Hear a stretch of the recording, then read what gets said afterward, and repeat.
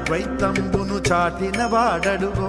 వైదిక ధర్మము నిలిపిన ఆచార్యుండడుగో విశిష్టాద్వైతంబును చాటిన వాడడుగో వైదిక ధర్మము నిలిపిన ఆచార్యుండడుగో గోపురాణ తిరుమంత్రము చాటిన వాడడుగో